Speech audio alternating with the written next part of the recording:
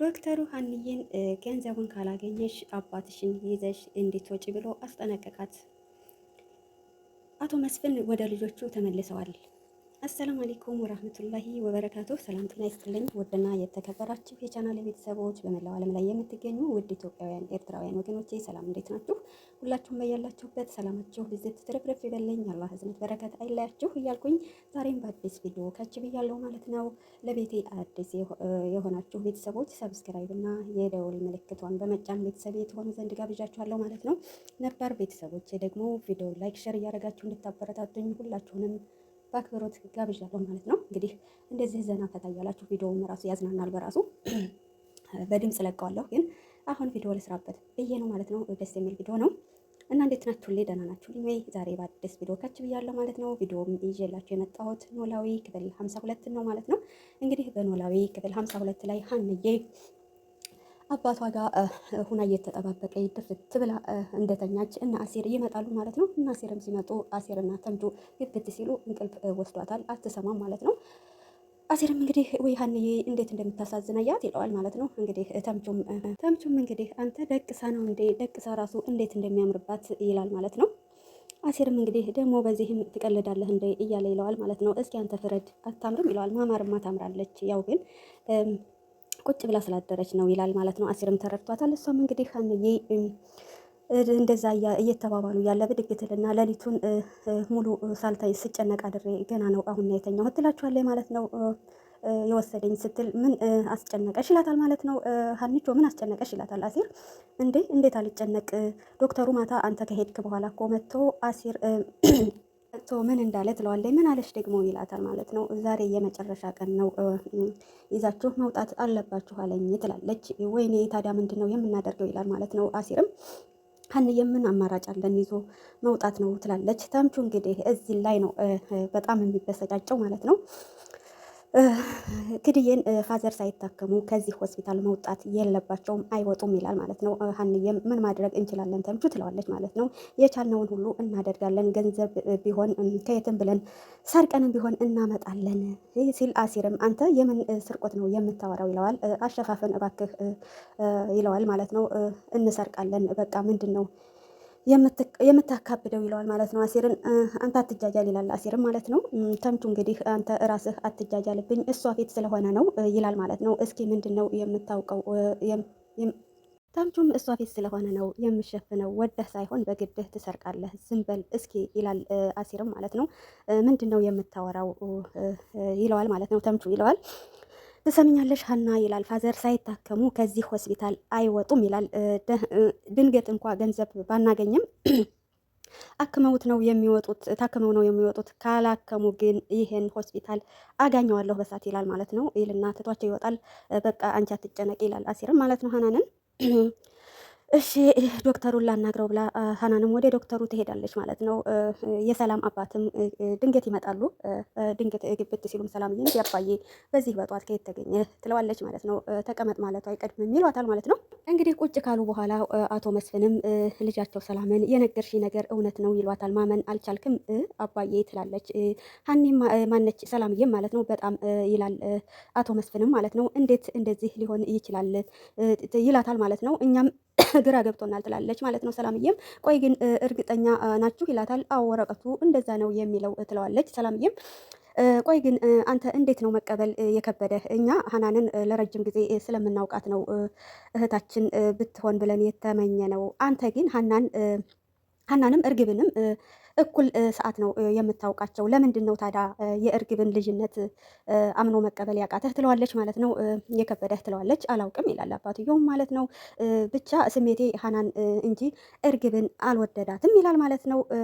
ሰላምዬም እንግዲህ እማዬ ግን እርግብን እንጂ ሀናንን አልተቀበለችም፣ የወደደችው ትለዋለች ማለት ነው። እባክሽን እሷ ተያት ግትር ስለሆነችና ማመን ስለማፈልግ ነው እንጂ ይሄ ልቧ ይነግራታል ተቃራኒውን ይላታል ማለት ነው። ሀንዬም ማነች ሰላምዬም አባቷ እንደዚህ ሲላት በልበል ይሄን እሷ ፊት አንስተህ ዱላ እንዳትማዘዙ ትለዋለች ማለት ነው። አባቷ እንግዲህ ሸዋር ልውሰድ መሰለኝ ይላትና እንግዲህ እሺ በል አንተም ሸዋር ውሰድ ብላ እሷን ተነስታ ትሄዳለች ማለት ነው። ሰላምዬም ብድግ ብላ እሺ በቃ ፎጣ ላምጣልህ ብላ ተነስታ ትሄዳለች ማለት ነው። ሀንዬ ሀንዬም እንግዲህ ከዶክተሩ ጋር ትሄድና ሰላም ዶክተር ትለዋለች። ደህና ነኝ ይላል። ዶክተሩም ቁጭ ካለች በኋላ ተዘጋጃችሁ ይላታል። ስለምኑ ስለ መውጣቱ ነው ይላታል ማለት ነው። ስለሱ ልነግርህ ነው የመጣሁት ትላለች ሀንዬም። ትናንት ተነጋግረን የጨረስን ይመስለኛል ሀና ሲላት፣ እንግዲህ ቆይ ዶክተር አባዬ እንደዛ ሆኖ እንዴት ነው ይዤ መውጣት የምችለው ትለዋለች ማለት ነው። ዶክተሩም እንግዲህ እና ምን ማድረግ ነበረብኝ ይላታል። እንዴ ልትረዳኝ መቻል ነበረብህ ሰው አይደለክ ትለዋለች ማለት ነው። ይሄ ውሳኔ የእኔ ውሳኔ አይደለም ሲላት ሀንዬም የማን ውሳኔ እንደሆነ ባላውቅም የሆነ ስህተት እንደተሰራ ተረድቻለሁ ብላ ትመልስለታለች። የዲኤንኤ ምርመራውም ላይና የአባቴም ሕክምና ላይ የሆነ የተሰራ ሴራ አለ ብላ ትለዋለች ለዶክተሩ ሀንዬም። ዶክተሩም ሀና እየወነጀልሽኝ እንደሆነ ታውቆሻል ሲላት፣ አይ እየወነጀልኩ ሳይሆን ማወቄን እንድታውቅ ብዬ ነው ብላ ትመልስለታለች። ምንም አይነት መረጃ የለሽም፣ ያለ መረጃ መወንጀል የለብሽም ሲላት፣ ከመረጃ በላይ ህሊና የሚባል ነገር አለ ስትለው እንግዲህ ውስጡን ነግረዋለች። የምር እያወቅክ ከሆነ ዝም ያልከው ነገ እንቅልፍ ታጣበታለህ ብላ ልኩን ነግረዋለች ሀንዬም።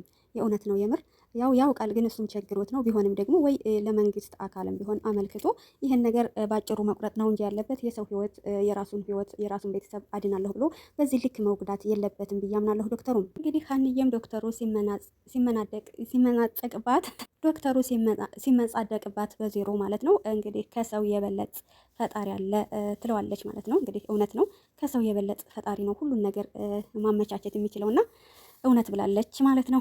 ፈጣሪ ስላለኝ አባቴ ይድናል፣ ያኔ ከሰውና ከፈጣሪ ማን እንደሚበልጥ ታውቃለህ ብለው ትሄዳለች። ፈጣሪ መልሶ የማይሰጠው ምንም ችግር የለው ብላ እውነቱን ነግራው ትሄዳለች። እንግዲህ ሀንዬም ከሰው ፈጣሪ እንደሚበልጥ ጠንቅቄ ያውቃለሁ፣ ዛሬውኑ አባቴን ይዤልህ እወጣለሁ ብላ ዶክተሩን ትመለሳለች። ምላሴና ሰላምዬ አባባ ኖላዊን ሊጠይቁ ወደ ሆስፒታል ሲገቡ አሲርን ያገኙታል። አንተ ታማኙ ሌባ ትለዋለች ሰላምዬ ማለት ነው። እንዴት ነህ ስትለው አለን ይላል። እሱም እንዴት ናችሁ ይላቸዋል። አለን ይሉና እንግዲህ ቁጭ በሉ ብሏቸው ይቀመጣሉ። እንግዲህ ሰላምዬና ምላሴ አባባ ኖላዊን እንደዛ ሆነው ሲያዩት የእናታቸውን ጭካኔ እንዴት በዚህ ልክ የሰው ልጅ ይጨክናል እያሉ እንግዲህ ስለ እናታቸው ያወራሉ ማለት ነው። ሲርም እንግዲህ ሀናንና ማነች ሰላምና ምላሴን እስኪ የሆነ ቦታ ደርሼ ልምጣ ሀኔን ጠብቋት ይሏቸዋል። ወደ የት ልትሄድ ነው ሲሉት የሆነ ጀለሴን አግኝቼ ልምጣ ብሎ ጥሏቸው ይሄዳል። አቶ መስፍንም እንግዲህ ሜላትን ለምንድን ነው የሀናን የሕክምና ወጪ ያቋረጥሽው? ቃል የገባሽላትን ልትፈጽሚ ይገባሻል ብሎ ይላታል ማለት ነው። እንግዲህ ያን ሲላት ወይዘሮ ሜላትን ሰውዬ አንተ ምን ማድረግ እንዳለብኝ ልትነግረኝ አትችልም ብላ ትመልስለታለች። ወይዘሮ ሜላት ግን እዚህ ላይ በጣም ትልቅ ስህተት ነው የሰራችው። ያኔ እሷ ገንዘብን ተመርክዛ በዚህ ልክ እኔ ብቻ ሀናንን ለምን መጉዳት እንደፈለገች ባይገባኝም በጣም ነው የተኛችው። አልባነነችም። እርግብ ለገንዘብ ብላ እንደቀረበቻትም ደግሞ በፍጹም በቃ ቅምም አላላት እና ሀናንን ለመጉዳት ያለ የሌላትን አቅሟን ተጠቅማ ብቻ ማሳዘን ነው የፈለገችው ማለት ነው። አቶ መስፍንም እንግዲህ እየተጫወሽ ያለሽው እኮ በሰው ነፍስ ነው ይላታል ማለት ነው። እኔ በሰው ነፍስ አልተጫወትኩም፣ ገንዘቤን ግን እንደፈለግኩ ማድረግ እችላለሁ ትለዋለች ማለት ነው። እንግዲህ ስህተቱን ሁሉ ሲነግራትም አቶ መስፍን ሰውዬ ምንድነው በጧቱ የምትጨቀጭቀኝ ብላ ብድግ ብላ ጥላው ትሄዳለች። ሀንዬም ከዶክተሩ ስትመለስ ወደ አባቷ ክላስ ስትገባ ያው እንግዲህ ሰላምና ምላሴን ታገኛቸዋለች። እንዴ ሀንዬ ሰላምዬ ምላሴ እናንተ ደግሞ ከየት መጣችሁ? ከመጣን ቆየን ይሉና እንግዲህ ሰላም ይሏታል ማለት ነው። የት ጠፍተሽ ነው ደግሞ ሲሏት ከዶክተሩ ጋር ሄጄ ነው ትላቸዋለች። ምላሴም ነይ ሰላም በይኝ ብሎ ቅቤ ያደርጋታል። ምላሴም እንግዲህ ሀንቾን ጠቋቆርሽ እኮ እንዴት ነሽ ሲላት ደህና ነኝ አባባ እንዴት ናቸው ሲላት እንግዲህ ያው እንደምታየው ነው፣ አይበላ አይጠጣ አይንቀሳቀስ ምናምን ስትለው እንግዲህ በጣም ያዝናሉ፣ ልባቸው ይሰበራል ማለት ነው ሁላቸውም። ዶክተሩ ምን አሉሽ ስትላት እነሱ ምን አለባቸው ባልተወለደ አንጀታቸው ነካክተው እንደዚህ ሆነው እንደዚህ አድርገው አስቀሩት ትላለች ሀናን። ሰላምዬም አሁን እኮ ከዶክተሩ ጋር ሂጄ ያልሽ መስሎኝ ትላታለች። አዎ ሂጄ ነበር ብላ እንግዲህ ያለውን ነገር ታወራቸዋለች። አሁን እንደተለመደው ይዘሽ ውጭ ነው ያሉኝ ስትላቸው ምላሴም ቆይ ግን የሰው ልጅ እንዴት ነው በዚህ ልክ ጨካኛው የሚሆነው ይላል ማለት ነው። ሰላምዬም እንግዲህ ዶክተሮቹ ምን ያደርጉ የክፋቱ ቁንጮ እማዬ ነች ትላለች ማለት ነው። እንግዲህ ሀናንም ይውላችሁ እናታችሁን በእኔ የተነሳ ምንም ነገር አትበሉ ምናምን ብላ ትመክራቸዋለች ማለት ነው። ሀንዬም የኔ መልካም የምር እነሱም ልጆቹ መልካም ናቸው፣ ግን የእናታቸው ስራ ቢያናደዳቸውም ያው እንግዲህ እሷን ለመርዳት ከጎኗ ሆነውላታል ማለት ነው። እንግዲህ ሀንዬም ይሄ ሆስፒታል የግል ነው የምታሳክሚበት ከሌለሽ ይዘሽ መውጣት ነው ያለብሽ አሉኝ ብላ ስታለቅስ፣ ሰላምዬም እንግዲህ አሁንስ እናቴን ግዳያት ነው ያለች ስትል እናት እንደዚህ አይባልም ትላለች ማለት ነው። የምር በጣም ነው የምታሳዝን። እንደዚህ ሆና እንኳ ለሰው ክፉ አትመኝም ማለት ነው ሀናን። ወይዘሮ ሜላት ግን በዚህ ልክ እስከ ጥግ ነው እየሄደች ያለችው፣ ክፋቷን እያሳየች ያለችው ማለት ነው። ሀንዬም እንግዲህ አለመግባባትና ትዝብት በቤተሰብ መካከል እንዲፈጠር አልፈልግም እባካችሁን ትላለች ማለት ነው። እዛም ሀንዬ አሲርን ነበር እኮ ጠብቀኝ ያልኩት፣ ቆይ አሲር የት ሄዶ ነው ብላ ስጠይቃቸው ጓደኛ ላገኝ ብሎ ነው የሄደው ይላል ምላሴ ማለት ነው። ግን ሀንዬ አንቺ ራስሽን አጣይ ይላታል ማለት ነው። ይህም እንግዲህ እኔ የምኖርለትም የምሞትለትም አንድ ሰው ብቻ ነው፣ እሱም አባዬ ነው። አባዬ የሆነ ነገር ከሆነ እኔም አልኖርም ትላለች ማለት ነው። ምላሴም እንግዲህ ቆይ ሀና አንቺ እንደዚህ ስለሆንሽ የሚቀየር ነገር አለ ይላታል። እንግዲህ ሀንዬም ቆይ እግዚአብሔር አይበለውና አባዬ የሆነ ነገር ቢሆን እንዴት ነው የምኖረው በማለት በጣም ታለቅሳለች በሚያሳዝን ሁኔታ። አባዬ እኮ አለሜ ነው፣ ያለሱ መኖር አልችልም ትላለች። እውነት ነው፣ አባት መከታ አለም ነው። በጣም ነው ያሳዝነችኝ። እዚህ ላይ የምር ድራማ ቢሆን እኔ እንጃ ውስጤ ጭንቅ ነው ያለብኝ። ያው ወይዘሮ ሜላት እንግዲህ በእሷ ምክንያት ነው ይሄ ሁሉ ችግር እየተፈጠረ፣ ልቦና ይስጣት ነው የሚባለው። እሷ እንዲህ ስታለቅስ እንግዲህ ምላሴና ሰላምዬ ከጎኗ ሁነው የምርም ውስጣቸው ነግሯቸዋል እህታቸው እንደሆነች ከጎኗ ሁነው ያጽናኗታል ማለት ነው። ከዛም እንግዲህ ሰላምዬ ምላሴ አንተ አረጋጋት፣ በቃ እኔ አንድ ጊዜ ስልክ መልሼ ልምጣ ብላ ስትወጣ እንግዲህ ያገኘቻቸው አባቷን አቶ መስፍንን ነው ማለት ነው። በጣም ደስ ይላል። ይር እንግዲህ ተምቹን ፈልጎ ያገኘዋል ማለት ነው። በጧቱ ሲጋራ ከቁርስ በፊት ትጠጣለህ መሞት ፈልገህ ሲለው ከመኖር በላይ መሞት ይሻላል ይላል ማለት ነው። ለሰዎች መሞት ሰበብ ከምትሆን ከመኖር በላይ መሞት ይሻላል ሲለው እንግዲህ አሲር በጣም ይደነግጣል። ተምቹ እኔ ሳላቅ የፍልስፍና ትምህርት ቤት ገባህ እንደ ይለዋል አሲር። እንዴት ማለት? አሁን የተናገርካትን በአማርኛ ትደግምልኛለህ? መስማት ስላልፈለግክ ነው እንጂ መስማትማ ሰምተዋል። ቆይ ግን ይላል አሲር፣ ሆስፒታል እያለን እያናገርኩህ ለምንድን ነው ጥለኸኝ ወጣኸው? ያ መብቴ ነው ይላል ተምቹ። ተምቹ ይለዋል አሲር። ተምቹ አሁን ልትጋጫ ይፈልጋል። ምን የኔ እናንተ መጋጨት አዲስ ነው እንደ ይለዋል ተምቹ። አሲርም እንዴት ነችና ጆሮ፣ እኔ ቁም ነገር እያወራሁ አንተ ሙድ ትይዝብኛለህ እንደ ይለዋል። ምን ሙድ ይዝብሃለሁ? በየቀኑ አይደል እንደ ኮሌታዬን የምትይዘው ይለዋል። አንተ ልጅ ግን ዘንድሮ እንዲገልህ ነው እንደፈለግከው ይለዋል አሲር። ብትገለኝማ ትጸድቅ ነበር ይለዋል። ይሄ ደግሞ ምን ማለት ነው? ፋያው ባለጌን ከገደለ የጸደቀ ይሻላል ሲሉ ሰምቻለሁ ይለዋል።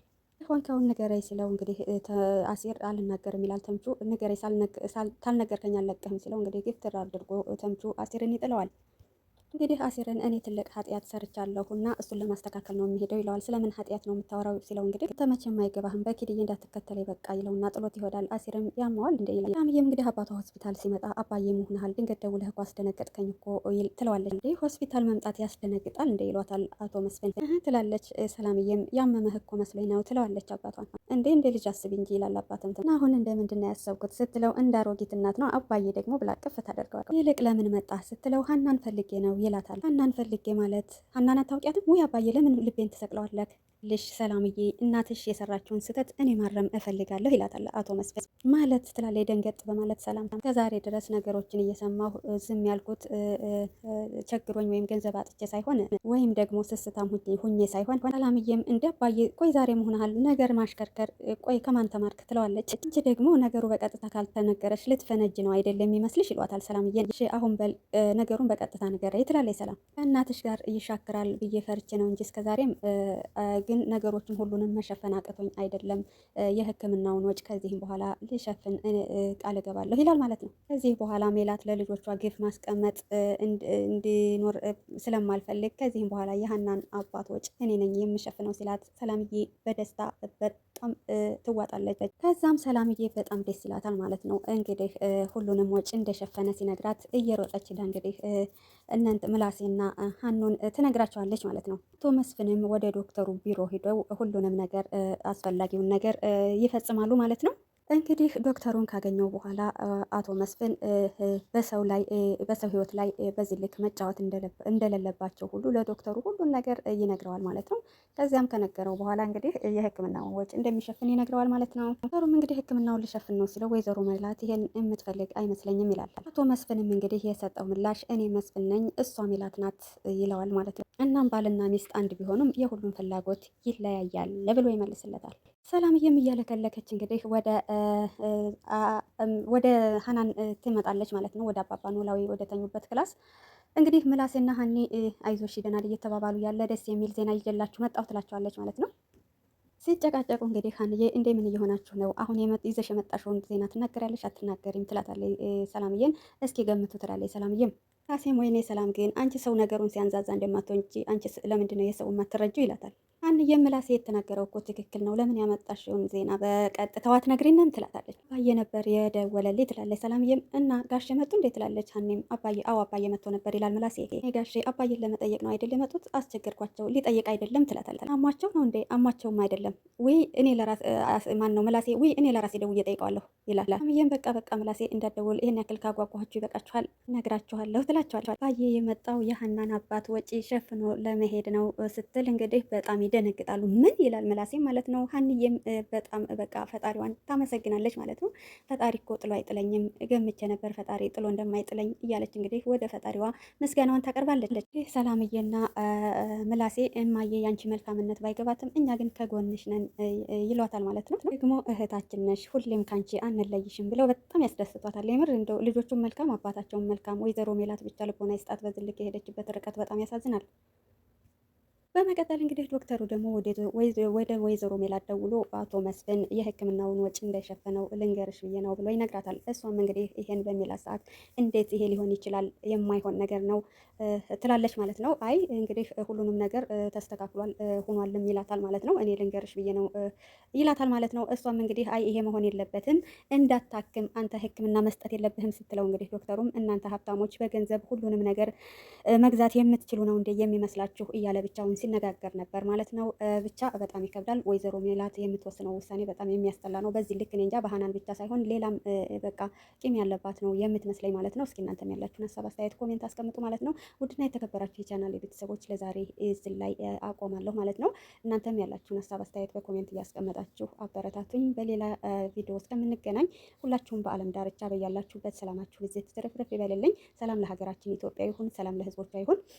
እናንተንም ሁላችሁንም በያላችሁበት አላህ ከክፉ ነገርና ወጥቶ ከመቅረት ይጠብቃችሁ ይጠብቀን። በሌላ ቪዲዮ እስከምንገናኝ ሰላም ሁኑልኝ፣ ሰላም ቆዩልኝ። ባይ ባይ።